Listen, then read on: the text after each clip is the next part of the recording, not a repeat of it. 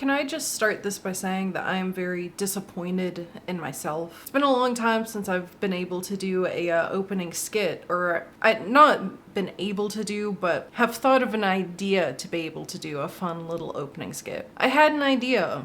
I had the ending of an idea, because I do have a Kenny doll. I think by stating that, a lot of you probably have an idea of what the ending of the skit idea I had was. Well, I spent 3 days trying to think of, well, what happens before Kenny dies in the skit?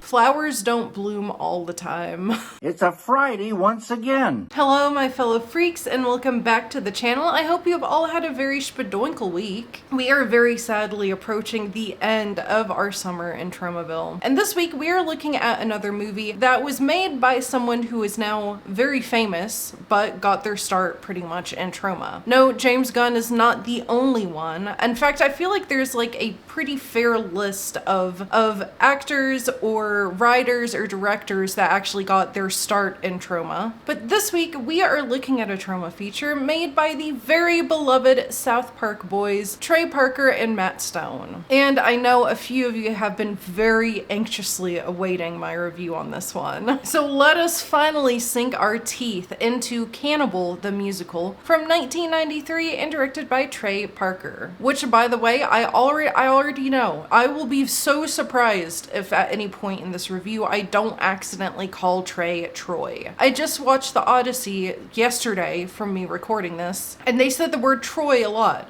And I know how often I mispronounce words or say the wrong thing. I'm forewarning. At some point, Trey might be called Troy. I'm gonna be kind of honest right off the bat. This is kind of way less about cannibalism than I thought it would be, but I'm not upset by it. I'm not disappointed by it either. In fact, if there's only one thing in this movie that I am disappointed about, it's we need more songs. I feel like we get a good amount of songs, but we need more songs. I was extremely excited to get to this feature this summer because I am I wouldn't say that I'm like the #1 fan, but I am a big fan of South Park and the Book of Mormon. So you're telling me that those same boys, the South Park boys, Matt and Trey, you're telling me that they made a super low budget Troma film, which at the time, it was picked up by Troma, let me make that clear. It was made by them and the only people who would pick it up was Troma. But you're telling me that Matt and Trey did a low budget Troma feature, which is also a musical, and it is covering one of my favorite subjects of all time, cannibalism for survival. Hell yeah! So let us discuss Cannibal the musical. But first, if you are new here, hi, my name is STARGUTZZZ. My movie reviews tend to be more of a discussion of things that I find to be good or bad about a film, rather than giving you this full play-by-play of every single little thing that happens. So in other words, I refrain from spoilers as much as possible, but they will arise as they pertain to the discussion I'd like to have with the film. If you would like to watch Cannibal the musical before or after this review, you can do so on our very good best friend Tubi TV. I am not sponsored by Tubi in any way, shape, or form. I just really admire their platform. I will provide a link in the description down below so that it is that much easier for you to go out and watch this movie if you so choose. And now let us jump right into this discussion. Cannibal the musical follows a man named Alfred Packer, a sole survivor who led an expedition to Colorado with a small group of miners in search of gold. Although now he awaits judgment for a crime that he did not commit. While Packer awaits the decision of a jury, he retells the true events that happened in the mountains to a reporter, Polly Pry. While the prosecutor's depiction of Packer is a violent and animalistic one, Packer instead tells the unfortunate circumstances that fell into place which landed him to be accused of cold-hearted murder and cannibalism. But will the truth be heard before Packer's fate is sealed by the jury? There's also like a semi-love plot between a man and a horse, but you guys, I don't think you guys really want to hear about that, do you? you. As I stated, because it's called Cannibal, the musical, I was somewhat expecting this to be more about way more violent, blatant, evil cannibalism, but I am not disappointed at all in the direction that this film actually goes in. And I do also love that opening joke of stating that this was a film from the 50s and that all of these super violent scenes are edited out and then, you know, immediately getting introduced with a super violent scene. But I was also very surprised to find that this movie isn't violent, like, at all. It's basically just the opening scene is the most violent part. Although the narrative isn't exactly what I expected, I again am in no means disappointed, and I did really like the direction that they went, where this is basically a man who is falsely accused of cannibalism. Okay, well, he's not exactly falsely accused of cannibalism. He did eat some people, but it's not what you think.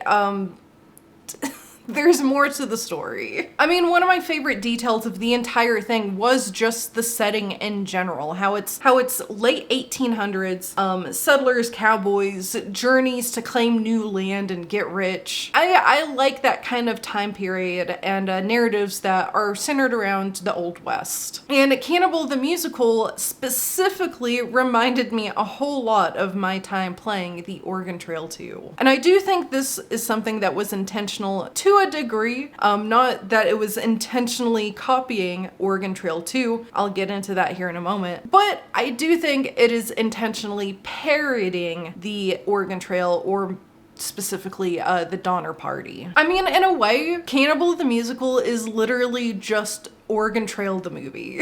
Except maybe call it Colorado Trail instead, because instead of going from, like, what is it, Independence, Missouri to Oregon, they are going from Utah to Colorado, which is still a long distance, but it is significantly shorter than what the Oregon Trail is. But me saying that this is basically Oregon Trail the movie or Colorado Trail the movie, it is by no means a dig. I'm not digging at this film. I do very much love me some Oregon Trail, and rewatching this movie has really made me want to replay some of the Oregon Trail games. I mean, honestly, if you ask me, I absolutely love that this movie is essentially the Donner Party Part 2 Electric Boogaloo the musical. I also love the simplicity of a lot of the comedy or the goofiness here. It's pretty common in Troma for things to be extremely outrageous or cartoonish, and as some of you know, that is still something that I love so much about Troma. However, I think the simplicity of the goofiness here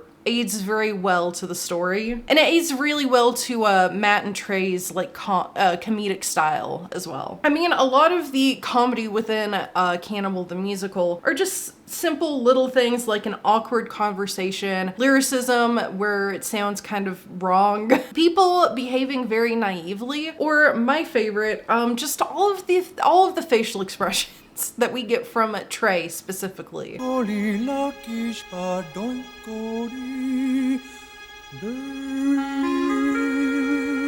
You know, this facial expression that South Park characters will often do already kind of cracked me up, but I had no idea that Trey Parker had the ability to just do that face in real life, and it is even funnier on an actual person than on a cartoon. So anyway, all of this in the synopsis to just say that, honestly, no complaints about the narrative. Is it what I thought it would be? No. Am I disappointed? Absolutely not. I love the setting, I love the set designs, I love the narrative, and really just, like, no complaints about the narrative in general. Even the pacing of it felt pretty well balanced. I mean, of course I could always use more cannibalism, but that's a me problem, not a problem with this movie. So, dude, I am not joking you when I say watching Cannibal the Musical gave me PTSD flashbacks of my time playing the Oregon Trail 2.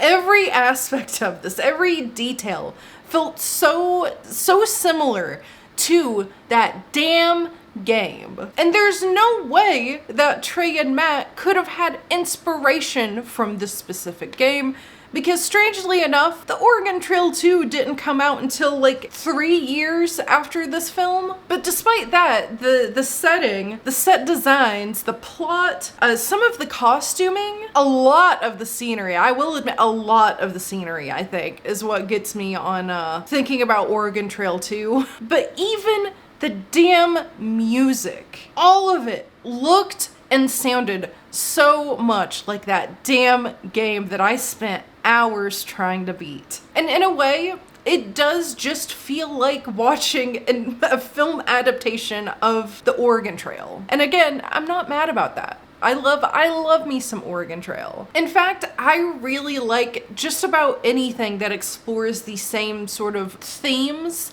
that Oregon Trail does, where it's a group of people traversing unknown lands in search for something new and or better. And I think a lot of the times doing this kind of narrative leaves a lot of room for creative possibilities or opportunities, or perhaps more specifically, different misfortunes for the group of people traversing unknown lands to come across, or like misfortunes, things that they must face to make it to their destination. The misfortunes that Packer and the miners here face, I'll be honest, are pretty tame. You know, aside from the fact that they do delve into cannibalism. But what I mean is that what they come across on their road to Colorado, these are very fairly typical things to a more realistic depiction of an expedition like this. You know, while like this narrative device leaves a lot of room for creativity, I think the goal here is being a little more realistic, because as I said, it does feel like a parody of the Donner Party. So it makes sense why they wouldn't come across anything super outrageous or cartoonish on their journey, you know, like a cyclops. Looking at my eye? Are you looking at my eye? No. There are a lot of aspects that very obviously make this movie feel like the Oregon Trail, which again, it could just be because I think it's straight up parodying the Oregon Trail and the Donner Party. But I especially got flashbacks like Oregon Trail to PTSD during the scene that they were attempting to cross the river. Blue River. Check the river conditions. See who's around. Is the ice thick enough? I'm gonna look for somebody to validate my opinion. What do you think? That's what I'm talking about! That's what I'm talking about. I'm done looking around. We're crossing on the ice. Fuck!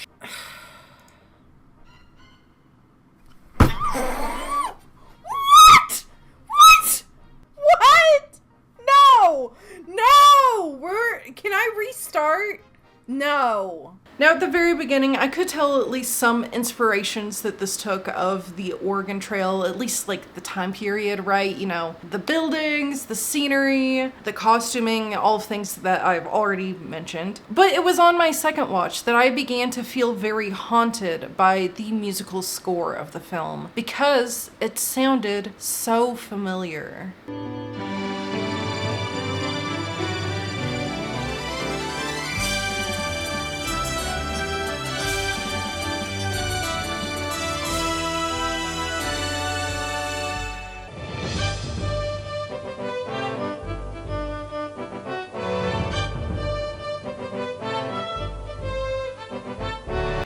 Hell did Cannibal the Musical come out before the Oregon Trail 2? Because listen, I know the Oregon Trail 2 from 1996 is a pretty beloved version of the Oregon Trail games. So because of that, I thought it was completely 100% possible that some of this was on purpose, because I thought it would be possible that Matt and Trey have played the Oregon Trail 2, right? Especially if so many people loved it. Thought it was completely possible for it to be on purpose, until I realized that it is impossible because the game came out 3 years after this was made. However, I do, as I have already stated multiple times, I think, in this section and then this synopsis, it is parodying the Oregon Trail and the Donner Party. At least that's what I see. If I'm wrong somehow, I guess let me know, but I feel like there's no way I could be wrong. But anyway, I do acknowledge that it is a straight up parody of this like general historical thing. So of course there are bound to be similarities because it's taking place in the same time period and it more or less has the exact same plot. But the music? I don't know, man. Maybe I'm misremembering the music that's in the Oregon Trail too, but I swear to you, the music, how does the music sound so similar to one another? So while I think I would have been absolutely elated for this to be a musical over like very violent, gory, edgy teenager cannibalism, I do love the direction that this goes, that it decides to be more than just cannibalism. It actually has a plot to it, an actual narrative to it, and perhaps even, I want to say, historical significance. I don't actually know how truthful that is to this. Just because it's parodying the Donner Party, I don't know about that one. Let me know what you think. But listen, I love Old West movies. I have never shared in the past what I want like the third genre for me to like focus more on this channel is. Obviously I do horror and I expressed interest in doing more fantasy, which we will be returning to in August. But I also teased a third genre that I'm interested in, and you know what? Fuck it. Right now is a great time to share it, that I would love to watch and review some more Westerns. I don't know why. I like Westerns. I like them a lot, and I have seen not nearly enough of them, but every single one that I have seen, I've really, really enjoyed. So I guess that's a teaser for a genre that I will start getting into. So because I am someone who feels like I do enjoy Westerns and would love to watch more Westerns, I am not disappointed at all that Cannibal the Musical is more about the old Wild West. In fact, I am very happy that this film is the Colorado Trail, the Donner Party Part 2, Shpadoinkle Boogaloo, the musical, The Revenge. And so if you yourself are somebody who also really likes the Oregon Trail, perhaps in school you had some kind of obsession with learning about the Donner Party, maybe check this one out. And also, let me start by saying that you should definitely put this on your must-watch list if you are in general just a fan of South Park. So this chapter right here is titled South Park. Basically. Really what I mean here is that this film is very recognizably Trey and Matt. Like, even if they were not acting in it, there are aspects of this film that are just so recognizable to their comedic styles. And it is recognizably very South Park Boys in many, many ways. One of the big ones being the very skillfully crafted lyricism of the musical songs. It really, really spoke to me when they said that the sky is blue and all of the leaves are green. My heart's as full as a baked potato. There are so many times where like the lyrics are just simple. They're very simple but funny, and I think I know precisely what I mean when I say it's a Shpadoinkle day. Very mockingly Disney. But then the lyricism of some other songs more rely on how wrong it sounds. For example, remember when I said that there is a little bit of a love plot between a man and a horse? They get a whole like ballad. Your eyes, your smile made my little life worthwhile. There was nothing I couldn't do. On top of you. And something that also probably especially makes this feel very Matt and Trey is that there are some songs that you can tell it's just Trey singing it, even though it's not his character singing it in the movie. Does that make sense? The best example of this is the Trapper song, perhaps. Rip the fur, cut the skin with my knife. Obviously not Trey's character, but we hear Trey singing. And as I mentioned, I know I did just say, even if they weren't acting in it, you could recognize this as Trey and Matt, but they always include their voices in there somehow. I love the songs for this so much. My favorite one is perhaps the final one at the end, not between Alfred and his other love interest, but the one that the town sings. That is probably my favorite song in the film. However, God, it is a crime. I feel like we needed so many more songs. It was just barely a musical, which low budget, done by some college boys, I get it, but God, I would have loved this to have so many more songs. And also, if you like the songs that come out of South Park or have come out of South Park over the years, you will very much enjoy the lyricism of Cannibal the musical. While the lyrics are very reminiscent of South Park songs, one of my favorite like classic Matt and Trey details that Cannibal the musical has is how white those damn white people are. The South Park boys are infamously known for making fun of anything and anyone, and the Caucasians of America are not exempt from caricature. It's not just this movie, I think it's just in general, the way that Matt and Trey write white people.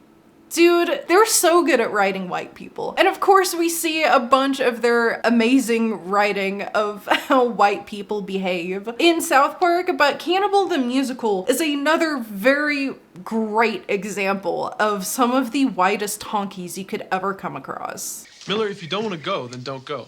But if you can't get along with the others, I'm gonna have to put you in timeout. In what? Anyone who can't get along with the others has to sit 20 feet away by themselves for an hour. That's a good idea. Gives you a chance to cool down when things get steamed up. Exactly. Every person except for one, there's one grumpy guy who doesn't even sing. He's kind of funny, but everyone else in the group is just a dorky, vanilla, naive, stupid white guy. Oh, you guys are doing it wrong. Get it off. Open it like this. Oh, get it off, please. Whoops. Okay. Here, let me try. The main characters are like, picture taking a higher middle class white person of today or even of the 90s and putting them in a time machine and sending them back to the Wild West. And then watch them attempt to brave the wild and interact with very rugged other people. It is so extremely funny. I especially love how naive they are. Like, there comes a point when Packer loses his horse that he's in love with, and they ask him if he even tied it down, and he's like, no. Why would I have tied her down? Or like, they can't even comprehend hunting animals for survival. Oh, how horrible. Oh, where'd you guys get all those little dead animals? We're trappers, stupid. Little bunny rabbits? But they can eat each other? I don't know. The white people in this, they're so white, and it's so funny watching them interact with their environment. And where I said, imagine them being in a time machine and just dropped, Matt's character, Humphrey, seems like he is just literally that, because he just looks like a guy from the 90s. He is the least in costume out of he just looks like a guy from the 90s. These are some funny crackers. And while I do love how naive and stupid the main characters are written, they do not lay claim to my heart as my favorite characters. You see, because my heart belongs to the Japanese people who were casted to be Native Americans. Could you tell me what tribe this is?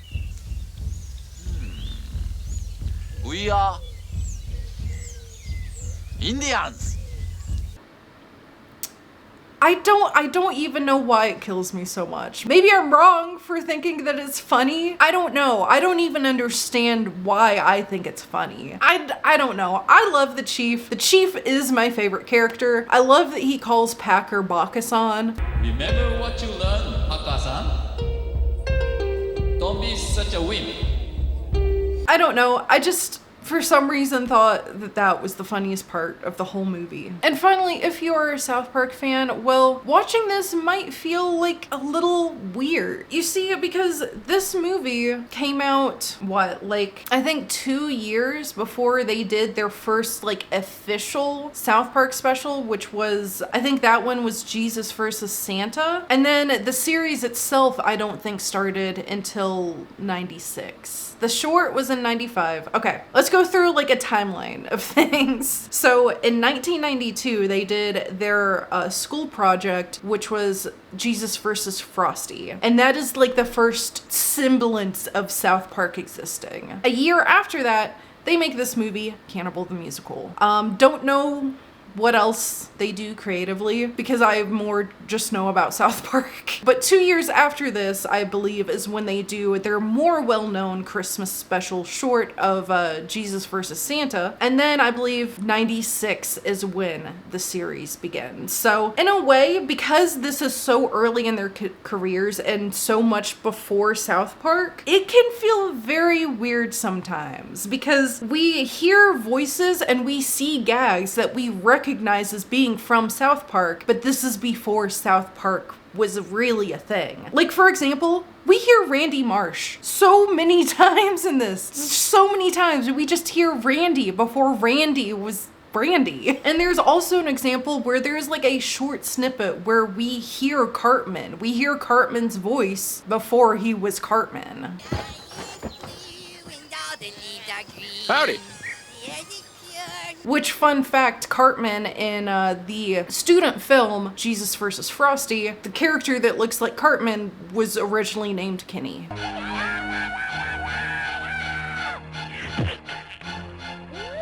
Oh my God! Frosty killed Kenny! Just fun fact. And one of the most recognizable South Park gags, at least for me, because Kyle was my favorite character growing up.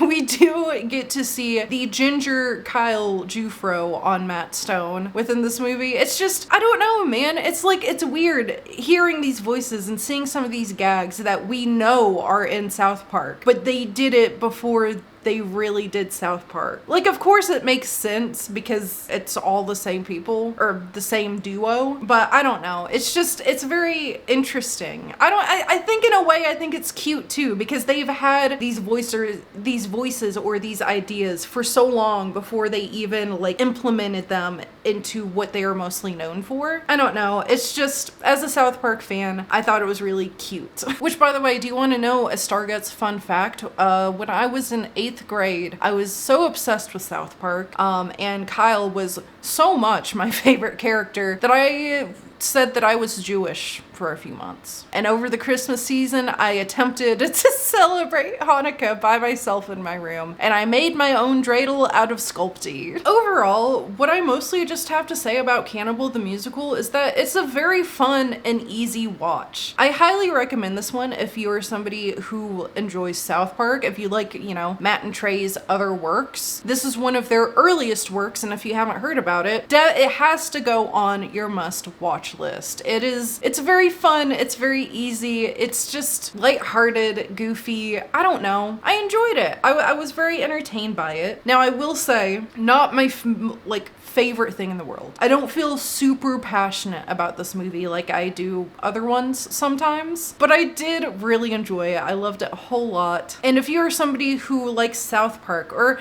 maybe let's not even say if you like South Park, right? Let's say if you like the Oregon Trail. I think even if you're somebody who isn't exactly a fan of South Park, but you are a fan of the Oregon Trail, still perhaps check this out. This is not as like outrageous or offensive or over the top as South Park can sometimes be. It's definitely more tame. As I said, a lot of the expedition itself is pretty realistic to what someone would go through journeying the Wild West. You know, there's no cyclopses. And if you're especially somebody who had like a special interest within the Donner Party, the reason why earlier I specified if you were in school and obsessed with the Donner Party, I feel like that's where perhaps a lot of people learned about it. I did not learn about it in school. I grew up with the West Virginia public education system. I don't even remember if we were taught about the Oregon Trail.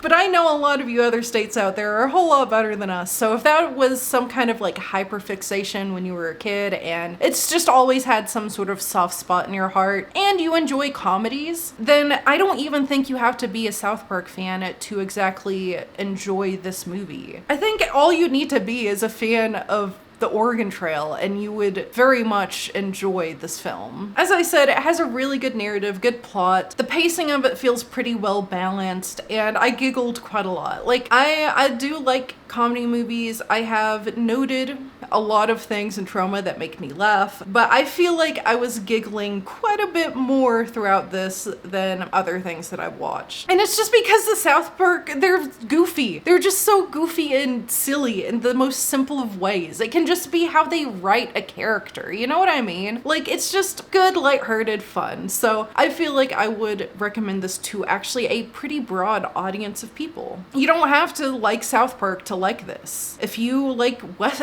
you don't even maybe even have to like the Oregon Trail. Do you like Westerns and do you like parodies of Westerns? You perhaps might like this. I do highly recommend it. So because I highly recommend it, what tier will I be putting Cannibal the Musical on? Well, as I prefaced a little bit, I'm not extremely passionate or crazy about it, but that doesn't mean that I hated it. And even though it didn't live up to my expectations, I was not disappointed in it in the slightest. Very happy with the direction that this went in. I thought it was very fun. And so Cannibal the Musical will be getting the B tier. The only reason it's not an A is just because, again, I don't know. I'm not like, I like it. I'm not crazy about it. I would absolutely rewatch it. In fact, I like it enough that I got it on like a special Blu-ray where I guess it's like a remastered image. There's also some behind the scenes with it. I liked it enough to be able to make it a part of my physical media collection, if that tells you anything. So it is B tier because it is perfectly B movie material. And yes, you don't have to be a South Park fan to enjoy this film, but if you are a South Park fan, you should probably watch it like tonight. It's on Tubi. Go watch it. And with that, we are done with yet another movie review. Thank you guys so much. If you stayed all the way until the very end. If you like this video, please make sure that you stab that like button. It is a free and easy way to help support this channel. Also, is there a movie that you'd like to hear my opinion on? Put it in the comments down below and maybe you'll see it in a future video. Did you like this video so much that you want to hear me ramble about more Troma features, disturbing cinema, B-movies, fantasy films, whatever? If you would like to hear me ramble about more movies in general, please consider hitting that subscribe button and the bell icon so you can be notified anytime I make a new upload. Also, for some reason, I guess YouTube doesn't notify people of my uploads. I promise every Friday, 4 p.m. Eastern Standard Time, there is a new review. So if YouTube doesn't notify you of the upload, like some people have told me, check in Friday, 4 p.m. Eastern Standard Time. It is always there. And on the screen are some of my socials. If you desire just more StarGutz content in your life, right here is the live channel. It is also linked in the description down below. I am going live pretty sporadically right now, but there is a good backlog of previous live streams if again, you just want some more StarGutz in your life. And now just one final thank you so much to all of you who stayed around until the literal very end. Our time here is precious, and the fact that you've used your time to sit here and listen to me ramble about what is the Colorado Trail, the Donner Party Part 2, Shpadoinkle Boogaloo, the musical, The Revenge. Just thank you. Thank you so much for you and your time and the time that was spent to sit here and watch this video. It really does mean a lot to me. If I do not catch you in any live streams, then I will see you in the next video. But until then, please have a great night and stay safe out there.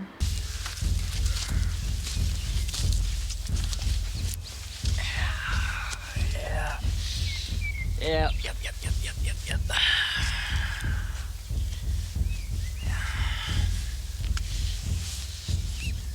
Like your feather.